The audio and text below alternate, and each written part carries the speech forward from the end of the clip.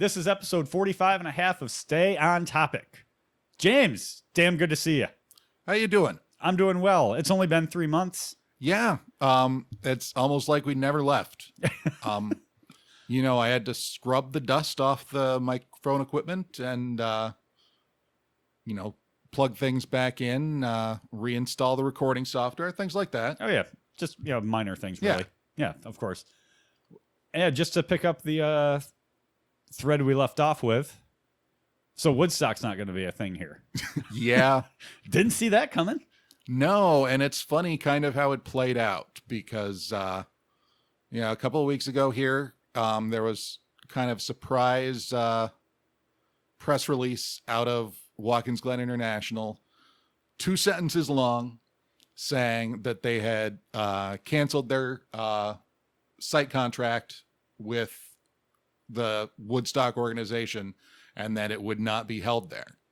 And it was 4 or 5 days later before the Poughkeepsie Journal, shout out, got a hold of court documents that indicated why that happened, which is apparently that the Woodstock organization had failed to make a final $150,000 payment for the site rental to the track. So that'll do it. Yep. And that's a bit more than their usual track rental. Yeah, it sounds like they were going to make good money off of this. But, it's when things are already looking that shaky and you're not getting that last check. I mean, at some point, you probably just don't want your name on it anymore. I imagine that's a big part of it. I think enough damage has been done to the WGI brand by this whole thing. And this is coming off of the fish debacle the previous summer when it rained so heavily that the water was unpotable in the area. Yeah. And they had to cancel that big festival. So it's a damn shame. But, man, it was a reach. It was a big reach right from the get-go. In what way? In their scope of what they wanted to attract. Yeah. How they were going to accommodate all that in one weekend. If what they wanted to do went off, that's considerably larger than a NASCAR weekend up here. And that's kind of what I was wondering if you were getting at, is that there was a lot of talk and never really officially, a lot of times just in rumors off the record, sort of anonymous quotes in stories that concerns about the ability of the facility to handle an event of that size. Yeah, and they are, and that said, though, they're probably better poised to host an event of that size than any other venue in New York State. Yeah. I mean, that's why they're not doing it at Bethel. Bethel cannot host that again. No. They don't have the facilities. The closest thing you get in upstate is Watkins Glen International. Yeah. Now they're looking at Vernon Downs. Which, and no way. No, they would really have to scale back, and at that point, nobody's going to make their money back. No, unless they planned, as some people have said, unless they always plan to be making their money off of the secondary market, off of merchandise and recordings. Right. Yep. But we will have the honor of gracing the Glen next weekend. Absolutely. For the Salem 6 Hours of the Glen, my favorite weekend of the year. All the people come out for Camp Hooligan from as far away as Missouri, Canada, this year Delaware. Yeah. So we're going to have a big crew up there, and it's going to be a whole lot of fun, and you get to do double duty. Yeah, there's basically going to be 2 of me there. So it's worked out this year that after making plans to camp, I already, that was already set up, and then discovered I also needed to be the photographer for the weekend for the race. So it'll be fun. It's, the first few days, it's not a huge commitment as far as time if you're just taking pictures. It's when you get to the main races, when you start to, obviously that's going to... Sunday will be a grind for you. Some time. But like Thursday, Friday, Saturday, you'll be fine. Yeah. Sunday will be a grind because it's a 6-hour endurance race, and you have to turn it around on deadline. But, it ends, luckily, relatively early in the day. So, which means it starts way too goddamn early in the day. Yeah. We're not too pleased about their choice of starting time. Yeah, that's one thing, because it's 9:45 to 3:45. Yeah. And that's, That's a 6-hour race, and it's in a convenient time period for people to attend, but it doesn't give you any of the interest that goes with an endurance race as far as really changing conditions. Oh yeah, no, this one it's very, by comparison, is pretty short. Yeah. You don't get the night to dark. Sometimes you'll get a weather system move through, which used to happen all the time. Now the last few years, not so much. Last year was pretty much just extreme heat and how the teams dealt with that. Yeah.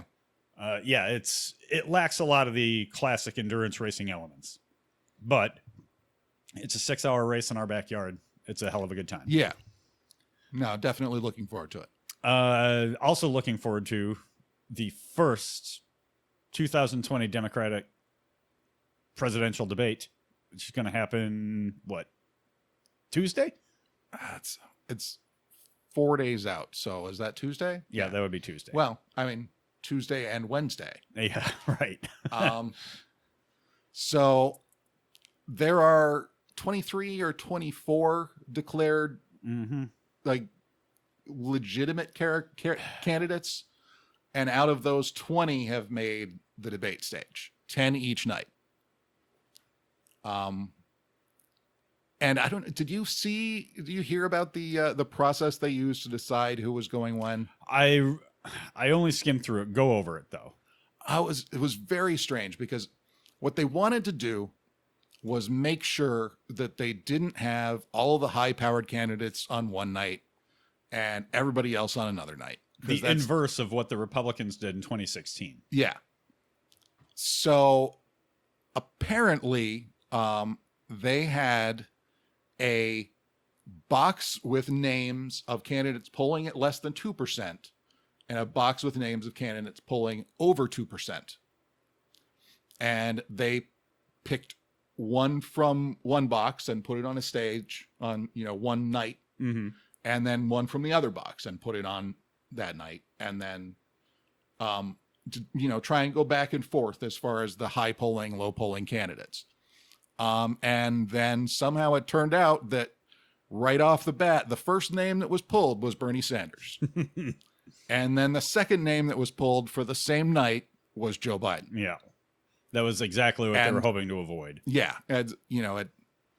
All it took, because of the way the conversation has gone now, the way things are sitting, despite trying to draw that distinction in polling, basically they pretty much ended up with all of the power on that second night. Yeah.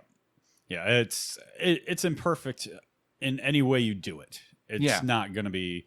Actually, I think the Republicans I kind of like what they did. If you wanted to fight up to the main stage, make an impression in the second tier debates that they had.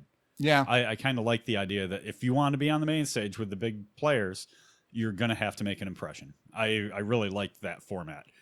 But the Democrats, being Democrats, they can't even figure that out. Yeah.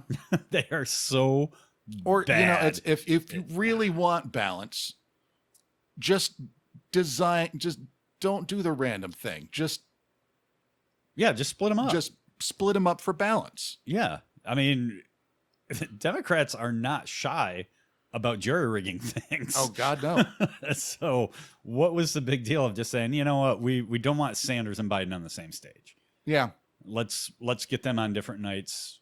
And I'm sure the campaigns would kind of throw a fit. There not being a scientific way to do it. Yeah. But, come on, screw your science. But it is what it is. And I'm super interested, as I was in 2016 with that whole mess of Republicans. Yeah. Super interested to see, whose fortunes rise and whose fall. Yeah. It's, that first night is going to be really interesting because, basically a lot of people that most Americans have never heard of and Elizabeth Warren. Yep. And that could be great for her, or that could be awful for her because she's basically the only top tier candidate that anybody else out there is going to have a chance to take a shot at. Right. There's really no good way to try and get your shots in at Biden or Bernie Sanders or anybody else from the first night. And what's always interesting to me, and more so in recent years, is how far to the extreme are you willing to go in these debates to get the nomination or to do well to rise in the polls? How far left are these candidates willing to run? And I felt the same way in 2016. It's like, okay, how far right are these candidates going to go to get the nomination?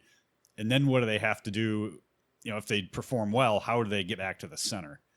Yeah. I think that always fascinates me. And also tactics. You know, are we going to have 2 nights of just a bunch of people saying how bad Trump is? I hope not, because that's going to be really boring. Yeah, it's going to be tedious.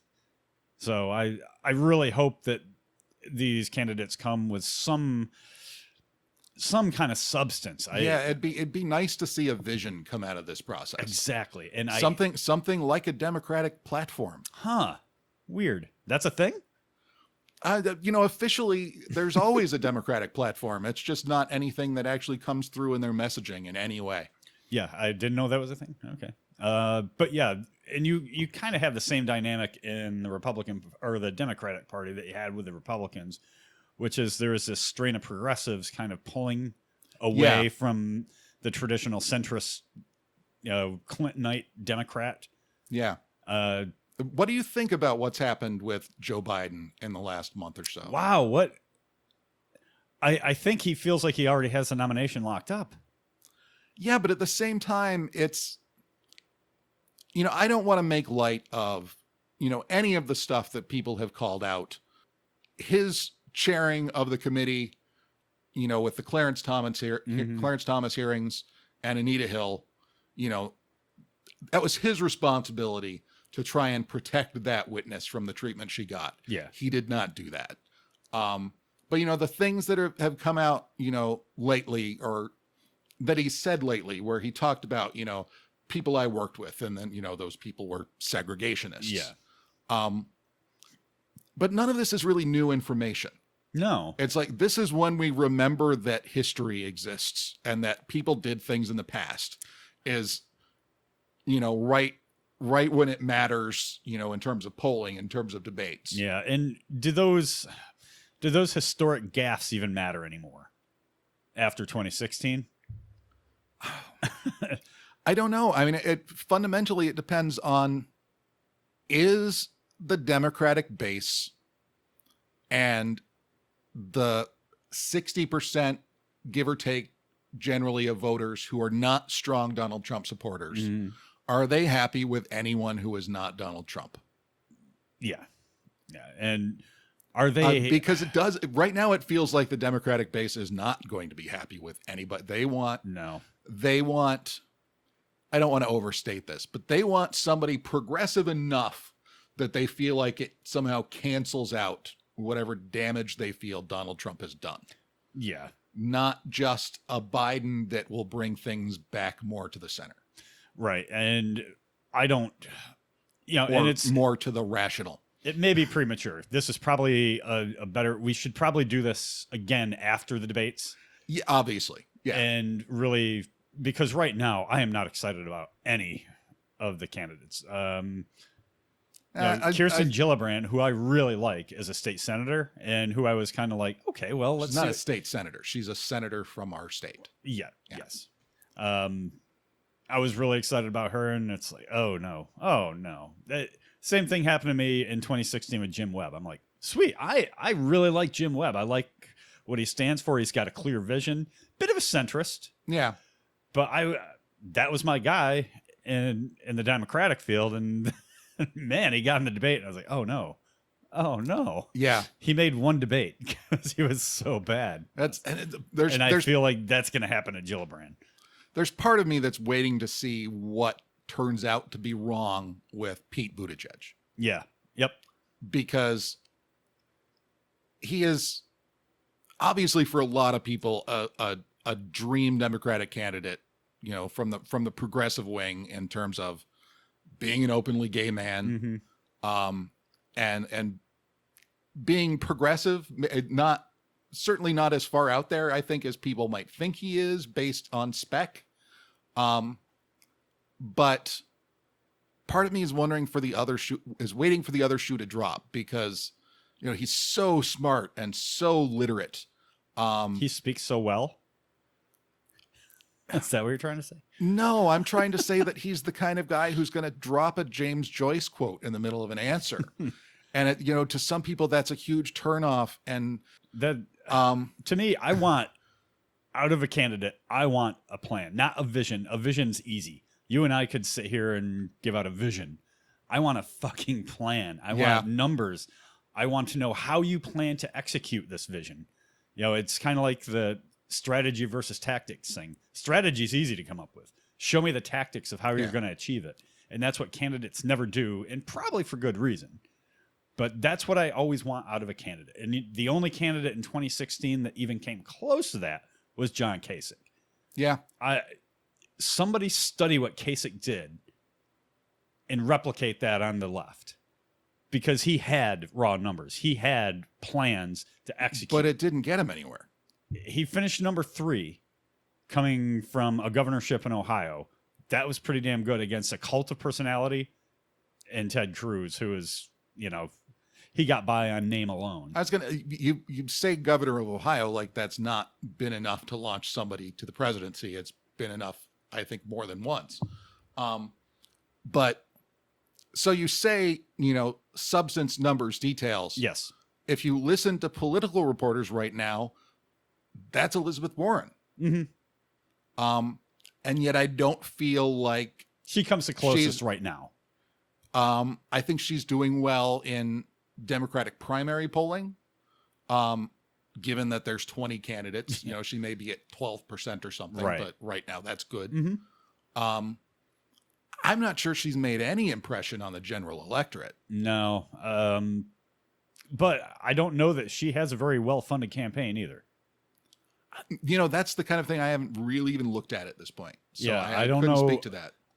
I can't fathom that she's raking in the bucks. I think Biden could ultimately end up the Democratic version of Jeb Bush. As far as, of course, he's the front runner. So all the campaign money goes his way and he just falls flat. I could absolutely see that happening with Biden. Biden 10, 15 years ago, sure. Yeah. Biden now, no, not so much. It's too old, too past his too old, era. Very much so. Not progressive enough in some areas, I don't believe. And his voting record sure doesn't show it. And to some people, that's a plus. That's a centrist that's going to win over that 20% in the middle or whatever. Some people might consider that a positive, but obviously you've got to make it through a Democratic primary, and that's a different voter base. Yeah, and I just think the game has changed. 2016, the game changed. How is that going to affect the Democratic Party? I don't know, but buckle up. Yeah, I mean, I think we're going to have to get through a couple of actual caucuses and primaries before we know. Yeah, absolutely. So really looking forward to that this week. That's high on the list. Say other things that we enjoy. E3, what'd you think? What was your big takeaway from it? My big takeaway was, oh my God, I miss it when Sony is not there. Yeah, right. Sony knows how to put on a damn show and no one else does. Well, and they have the content to back up that show. Yeah.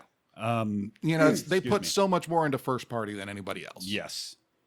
Yeah. And yeah, they let the content speak for itself. You don't see a lot of dance routines or a lot of flash or pizzazz. Yeah. They're like, hey, remember that Spider-Man game? Yeah. Here's 10 minutes of gameplay. Yeah. And that's Sony's strength. So yeah, them not being there this year was very disappointing. And not doing PlayStation Experience either. They're not even doing their own show. Yeah.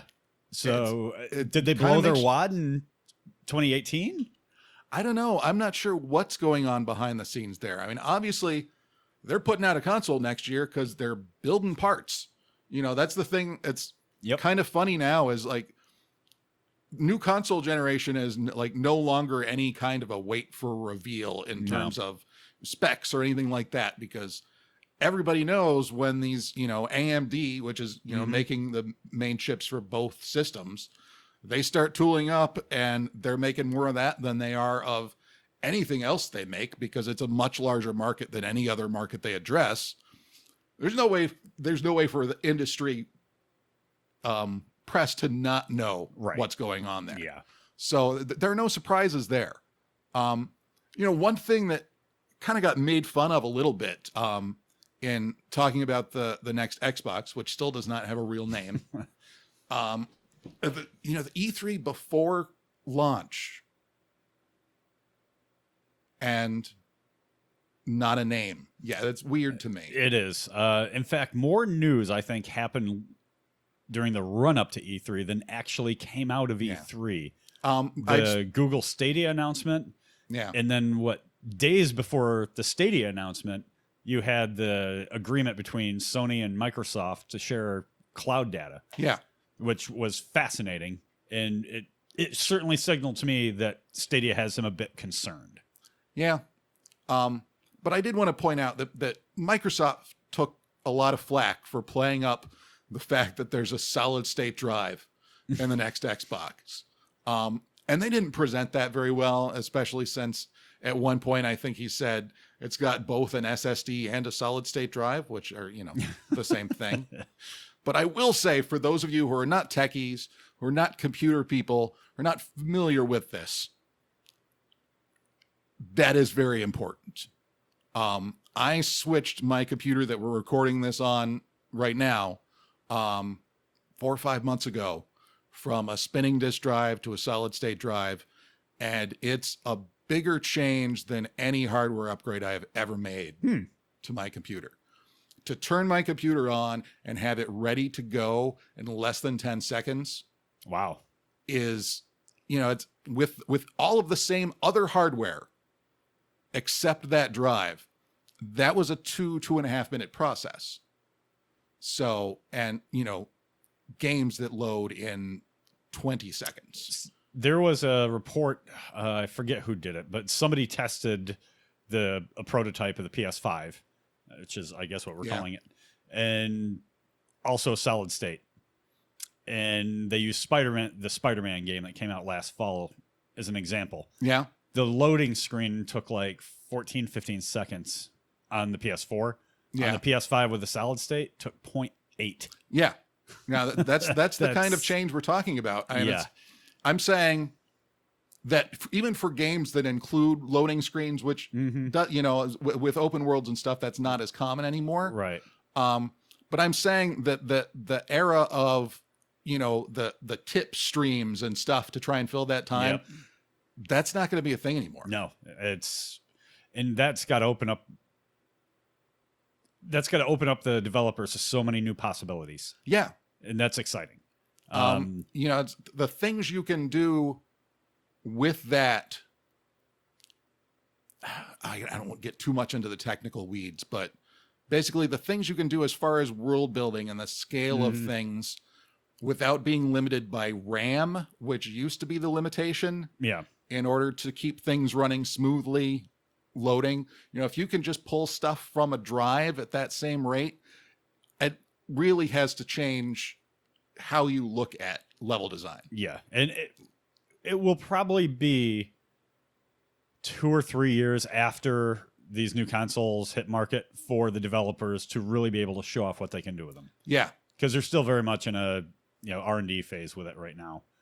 I am left a little bit baffled by the fact that it seems like both of them are going to be, at least to some degree, trying to do real-time ray tracing. Yeah. Because that's, on the PC right now, that's $1,000 option. Basically, for that to work decently, you're spending $1,000 just on your graphics card. Oh, they're gonna take a loss. Still doesn't work that well. They're still not able to do what you would consider full ray tracing, which is where you're following all of those light beams. You're using it for reflections, for shadows, for the God rays and stuff, for all of that. They're still having to limit it to specific parts of the rendering in order to even get decent performance. And there aren't that many games that implement it. No. So I'm wondering, other than as a buzzword, is that even going to matter in the next console generation? Yeah. The two big takeaways I had from E3 were the extended gameplay for Fallen Order. Yeah. That was neat to see where they were going with that. I'm hopeful that there's a skills tree or something that allows you to do much more. Yeah, I'd be nice. It seems like the kind of game that, would call for some kind of progression system. Yeah, it really just what I was shown and what you know about like Jedi powers and shit. There's a whole bunch of opportunities. I hope they take advantage of that. And the other one was... in general, it kind of looks like Uncharted with a lightsaber. A little bit. I'm fine with that. That's what people wanted. If you can give me a solid action adventure game set in the Star Wars universe where I play a guy with a lightsaber, guess what? Nobody's really done that before. No, and that's what people have been clamoring for. It sounds like the most basic ask. People really has not been done. People didn't want Battlefront in the way it was presented to them as much as they wanted a single player experience. And there hasn't been a great single player experience set in that universe in a very long time. And certainly not with the current console's capabilities. Yeah. Name the last one. Have to be Force Unleashed. I don't even consider, it was fine. I consider it almost more of a tech demo, and certainly the second one was a train wreck. Yeah. I feel like I'd almost have to, if we're counting any action-based Star Wars game, I think I'd have to go back to like Rogue Squadron on the GameCube. The Super Star Wars on the Super Nintendo. Yeah, it's been a long time. Yeah, and the ones that are there are lacking. Yeah. The other big takeaway I had was from Ubisoft, Watch Dogs 3. I really like what they're doing with that. I love the concept. Has been such a disappointment machine. When they overpromise. Watch Dogs 2, great game, solid game. I thoroughly enjoyed. Didn't perform both as well Watch as it should have. No, it didn't, and it was a remarkable improvement on the first one. The first one was not a bad game by any means. I enjoyed it. Was not at all what they promised, and I don't just mean. The graphics, obviously, right? But things happened there. But the level of interactivity and the smoothness of it that was played up in the demos. I'm willing to forgive sins of 5 years ago. Okay. But when you then come back and say you can control any character in this game world, like, okay, how many voice actors did you hire? Right. How many skill sets have you built? Because I'm guessing it's going to be 20 to 25. Yeah. Before it starts repeating. Conceptually. And even at that, how much of a story can you tell for each individual character? I don't think it's going to be when quite there's that many voice actors. I think they'll cheat a la Assassin's Creed, where you have to read a backstory if you're that interested. They're not going to present it to you because that'll just bog the game down. Well, and it looked like, from what they showed, it looked like there was at least an introductory mission for each character. But I'm wondering how that... At that point, you basically don't have a protagonist. So who is your sort of point of access to the overarching story? I don't know, and that's what's so fascinating about it.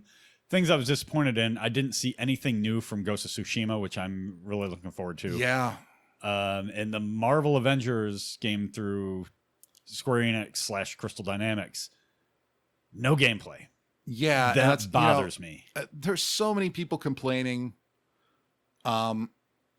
about the character designs, basically because they don't look like the actors from the movies. I don't have a problem with that. That's not necessarily what you want in a game. No. If it's not going to be based on the game story, you want to be able to tell your own story.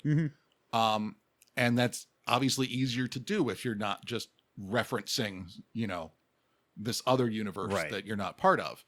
But no, it was, they showed a lot. It's possible to show footage that is not gameplay, to show, kind of the edited trailer footage or even the CG footage that still gives you a sense of what the game is going to be. Yeah. And they did not do that. No. I still don't know what the game's supposed to be. I know they spent a lot of money on voice talent. Yeah. Holy hell. They got all the heavy hitters to do the voice acting, which is cool. No, for anyone who's a fan of the best in terms of game voice acting, they're in there. Yeah. Yeah, no doubt. It's a Hall of Fame. Yeah, so a little sad they couldn't find a place for Keith David, but other than that, maybe. Yeah, who knows? Who knows? He might be in the DLC. Yeah. he could be, I don't know, Kraven the Hunter, maybe. I don't know. Yeah, E3 was kind of, I had more questions than answers from E3. So we'll just have to see where that goes. And that kind of brings us to, building off the Marvel thing, that kind of brings us to why we're doing the podcast this week and why we felt compelled to. Is there going to be some real big changes in pop culture following 2019. Yes. We've had it really good for the last 10 years. We have more or less. Yeah. We've had a terrific cinematic universe that has unfolded for us that kind of came to a spiritual close with Avengers Endgame. Yes. We don't mean to, but we're probably going to spoil things about Endgame. So if you haven't seen it, be forewarned. The same with, but it's been a while. So yeah, if you were interested, hopefully you've seen it. Yeah. Unless you're planning to go back and see the theatrical re-release. Yeah. What's that all about? At least from what Stephen Colbert said, it sounds like what that's about is they're 45 million short of the overall record for international box office. So they just want to run up the score.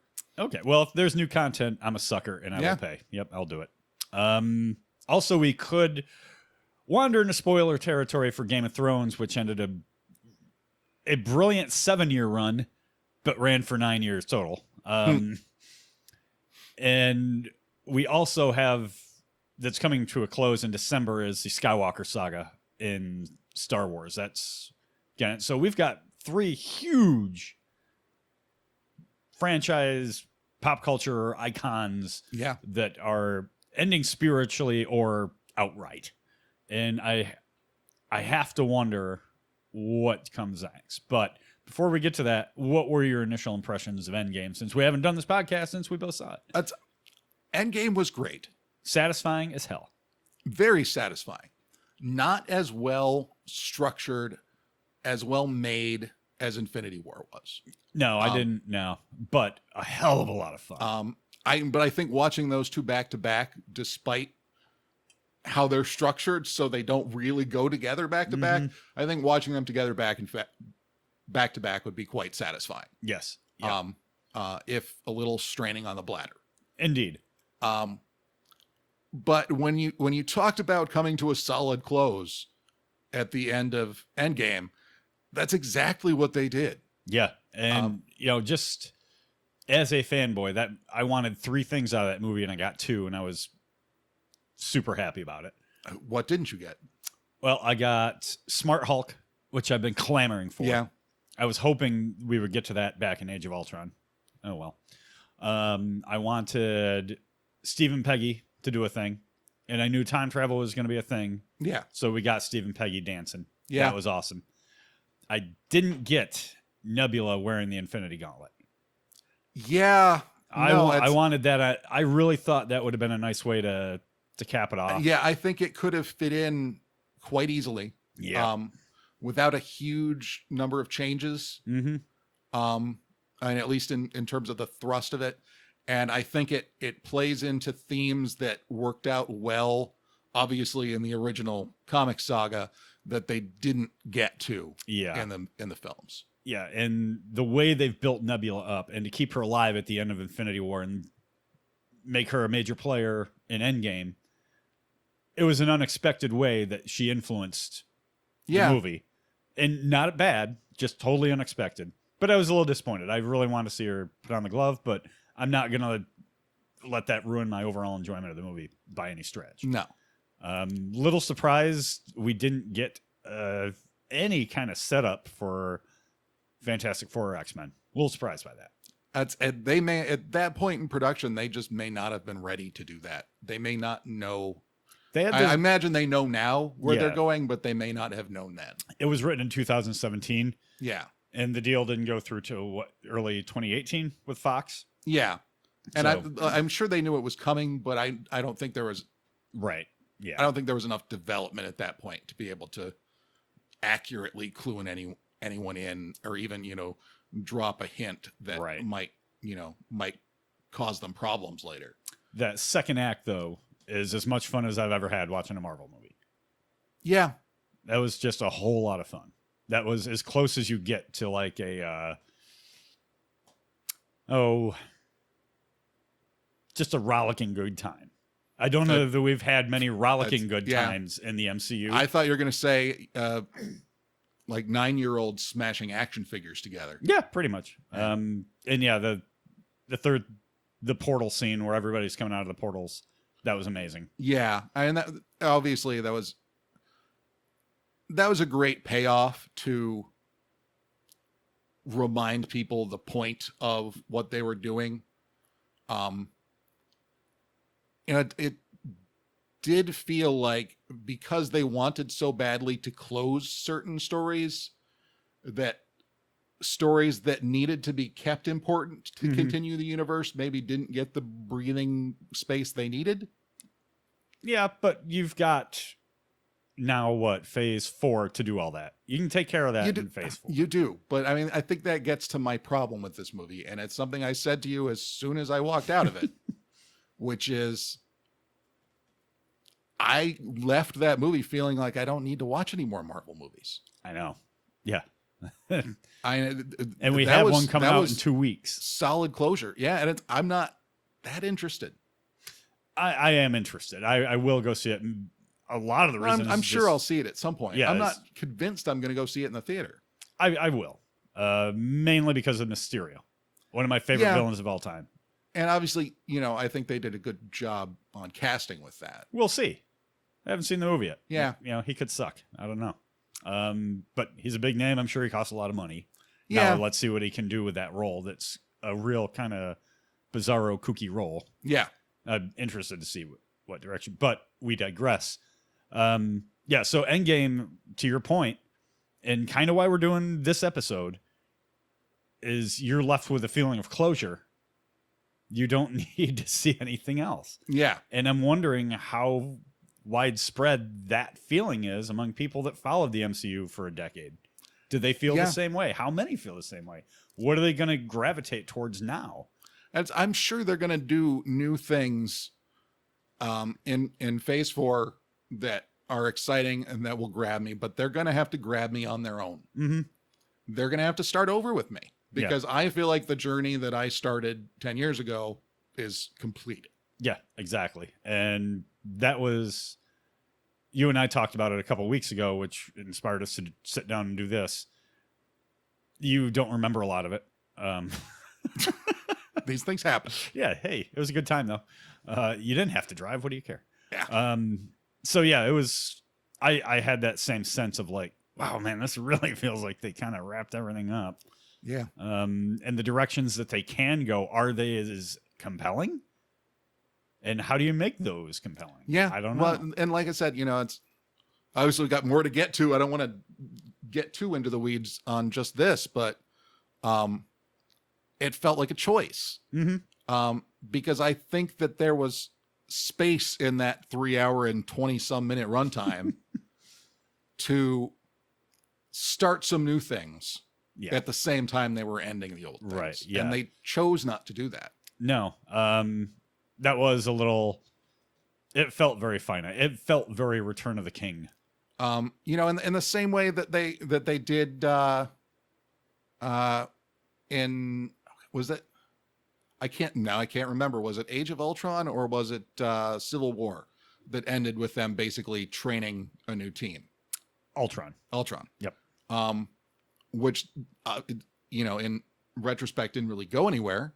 They picked that thread back up and to start Civil War. Yeah.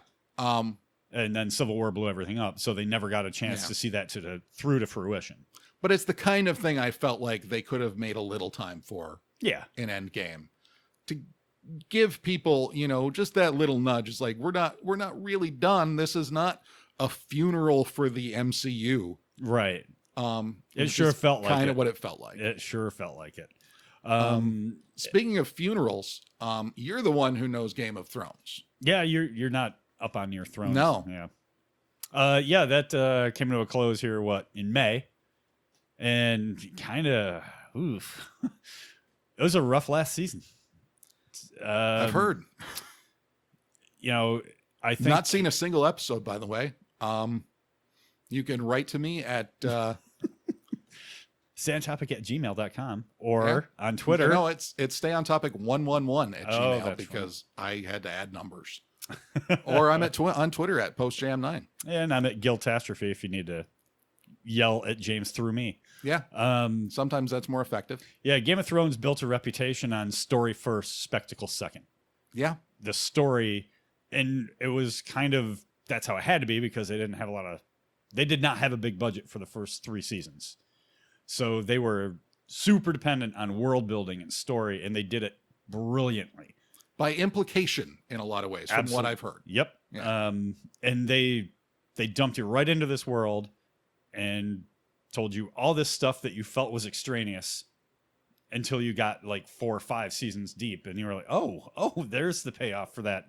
Mm-hmm. That one reference in season 1, and they were just really took great care to build the characters, to build the world, and to illustrate why the consequences are what they are because of this action and that action.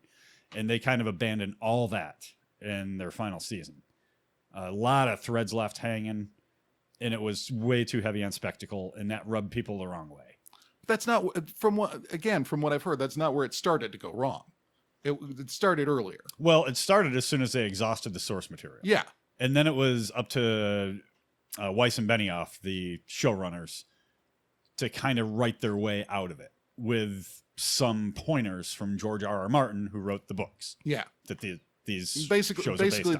they were left with, this is where we're going to end up. Mm-hmm. But it's up to you to get there. Yep. And you have 2 seasons to do it. Here's a bunch of money. Go. Yeah. And Benioff and Weiss, probably with the best of intent, wanted to start paying things off. They wanted to start paying off all that stuff that they meticulously placed throughout the first 6, 7 seasons. Yeah.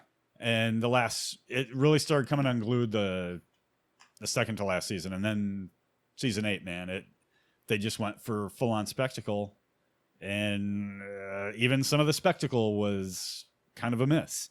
It really left people feeling cold. Well, that's, I had people I know who have been telling me for years, who have told me dozens of times, you need to watch this show. How can you be a fan of sci-fi, fantasy, whatever, and not be watching Game of Thrones? Come to me the week after that final episode aired and say, don't bother. Don't bother going back and starting it. It's not worth it. I wouldn't go that far. I had more than one person do that. It reached the logical conclusions. The good guys won. Everyone pretty much got what they wanted. Even Jon Snow, who a lot of people felt got screwed, but not really, because he runs his own kingdom north of the wall now. What the fuck? But anyway, but now that's over, and that was HBO's flagship show. And it became so over years. It wasn't an instant hit by any stretch. So does that up the ante now on, fantasy, or are people have such a bad taste in their mouth from how this fantasy show ended up?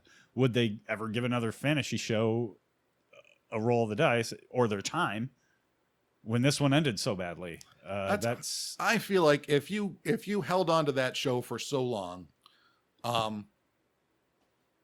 and you weren't a fantasy fan before, you've probably developed a taste for it that's going to be independent of how that show ended. I don't think you're going to judge another fantasy show on spec because Game of Thrones didn't end well. Here's what Game of Thrones was able to do that no other fantasy show has ever been able to do, was hook the non-fantasy fan, the non-fantasy sci-fi crowd. My dad. Yeah. there are a lot of my dads that were watching Game of Thrones How from many dads start do to you finish. That's really not to be discussed on this show. Okay. But that's the kind of audience that they were able to attract, which seemed impossible. Like no sci-fi fantasy shows ever grabbed people that didn't give a shit about dragons and fire and magic. And it did. It managed to capture them because the characters were super compelling, because the world was so rich and so involved. And all those people that were new to it really got let down. I kind of liken it to the new NASCAR fan back in the 90s and 2000s. Yeah. Who were ultimately let down and just didn't go back. So I have to wonder, okay, is that it for fantasy sci-fi epics on a major network now?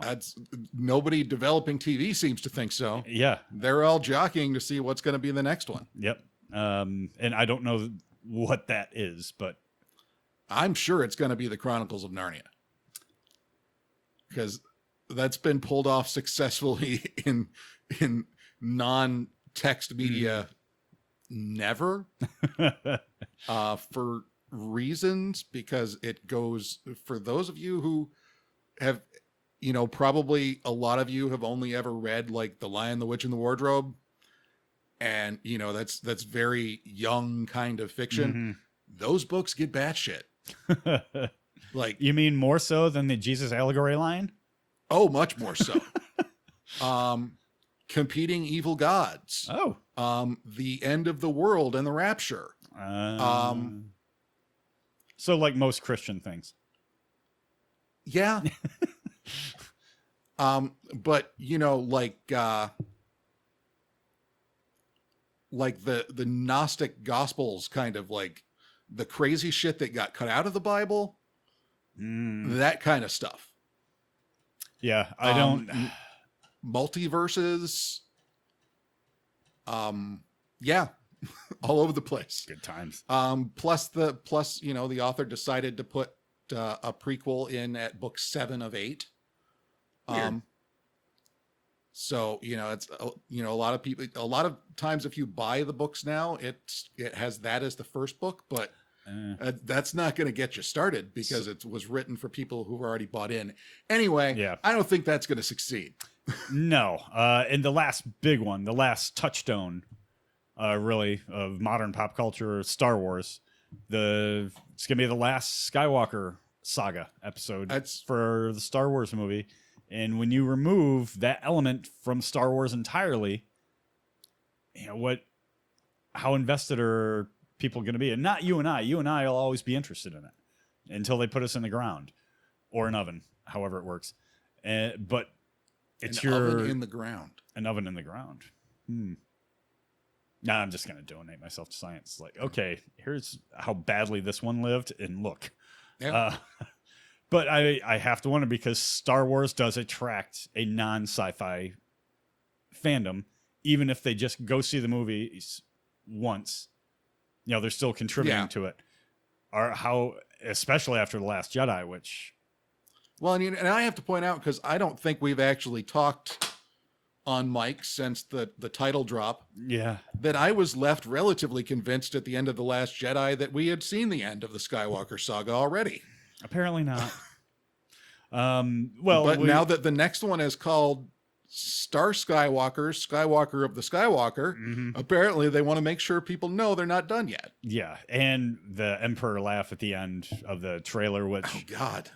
Jesus, I know Rian Johnson, the director of The Last Jedi, writer and director of The Last Jedi, he had some misses in there for sure. But overall, thematically, The Last Jedi totally works for me. I love what he was trying to do. And I had issues with it too, but I didn't like how he got there. I didn't consider it betrayal, which I feel like a lot of the fan base did. I didn't.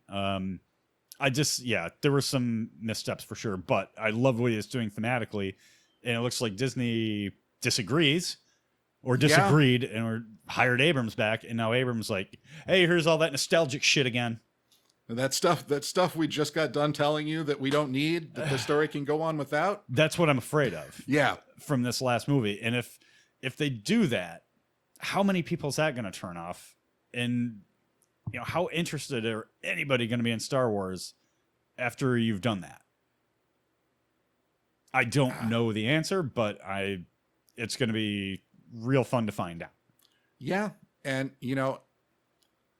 the obvious question then is what fills the gap? What's going to be the next big thing? We talked about this, sort of throughout, but it's the overarching question. And I still think it's going to be DC. I think sorry. There is going to be a reaction, like there always is, to a giant movement. And we've had a good, if you really think about it, almost 20-year run of comic book sci-fi content hitting major platforms. Well, I think this could be the change where people are like, okay, I want something like The West Wing or The Wire again. Yeah. I want that kind of stuff. This stuff is no longer nourishing. I've seen it all. I think it could go in that direction. I mean, if you think about it, sci-fi has been the go-to genre for the blockbuster in the theater for, depending on how you want to how you want to off and on since 77. Since 77. Yeah. Off and on. Because there wasn't so much, like in the 90s, you had a bit of a dearth of any good or major sci-fi. And then when it came back with a vengeance in the 90s or the late 90s. I was going to add, because, you say that, but, the 90s was the decade of Independence Day. And that was 96. And obviously The Matrix. Yep. But yeah, not so much the early part. No. No, we had a really good run of this kind of... Waterworld. Waterworld. We've had a great run of this stuff, and I don't know that it can sustain itself anymore. I think we've kind of peaked. But, it's... Obviously, television can go... Television is very nimble. But for the film industry... Yeah. How do you sell your blockbuster? Unless we're going to go back to historical epics. Right. How do you sell your blockbuster if it's not sci-fi or fantasy? Right. And the industry is not made to survive on not blockbusters. The B movie does not exist anymore. Nope. It goes, straight to Netflix now. Yep. Yeah. And that's a competitor to the film, to the no question about film industry. And you ask anybody in the the movie business, and they are saying just that. Like, the serialization of the MCU and how they did it. Why do you think all these other studios are desperate to try to franchise or serialize things, like with the Universal monsters? DC's failed attempt. They're desperate to try to do that because obviously it sells. You're giving people compelling reasons to come back and watch the next episode, as it were. And nobody has any idea what another model would be. No. I mean, they've tried them. Some of them have been executed poorly. Yeah. It'd be real interesting to see what goes on after this, because as a lifelong fan of this kind of stuff, like even I'm almost like, well, now what? Yeah, there is a part of me that would like to see something in the theater that completely surprises me. Yeah. But I don't even know how that works anymore. I don't know how you get me to the theater when I've been programmed that I only go when something I recognize is going to be there. Yeah. Or that you've left the trail of breadcrumbs for me to follow. It's like, hey, this movie follows that movie and you have to watch it. Otherwise you won't know what happens in that movie. Okay. Hey man, they won. They got all my money. Yeah. The closest anyone's come to getting me to go watch an original movie not based on another property, or getting me to want to watch, I haven't gone to see it yet, is the movie with the guy who wakes up one day and nobody else remembers the Beatles. Oh yeah. Yeah, that's a really interesting concept. That looks like such a great concept. It looks like a hell of a lot of fun. The last movie I know of, non-franchise, not based on anything else, that got me to a movie theater and I thoroughly enjoyed the shit out of it was, wow, it was right there, Inception. Yeah. That was the last movie like that where I was like, oh my God, why aren't there more movies like this? So not an example of that, but I did want to just throw in, because I think we're about to close here. Yeah, we're sneaking up on it. Saw Godzilla King of the Monsters. Oh, you did? I'm sorry. You shut the fuck up. I don't care what anybody says. Kyle Chandler could have just been making fart noises out of his mouth the whole time. And it wasn't the action, the story was not that bad. It was a melodrama. It was fine. All right. 2/3 of that movie, 2/3 of the screen time was giant robots fight or giant monsters fighting each other. That's what I paid for. That's what I got. That's what I failed entirely to get in the last Godzilla movie, where they decided to be all coquettish about even showing the damn giant lizard. Yeah. I paid my money and I got what I paid for. I was so happy with that movie.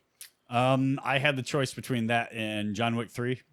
I chose Wick 3 and was not disappointed whatsoever. Oh, and I definitely want to see that. I haven't gotten to it yet. Yep. Just, it's more of what you expect from that franchise, and it's great. I just finally got a chance to see 2 and enjoyed the hell out of that. Yeah. So did the wife. Yep. Tomorrow, doing a belated Father's Day thing with the kid, because kid was at Bonnaroo on Father's Day weekend. So we're going to check out Toy Story 4.